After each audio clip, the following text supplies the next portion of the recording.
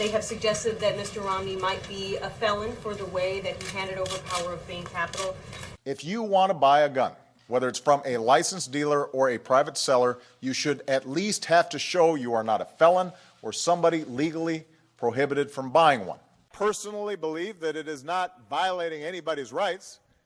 that if you want to purchase a gun, it should be, at least your responsibility to get a background check so that we know you were not a violent felon or that you don't currently have a restraining order on you because you committed domestic abuse or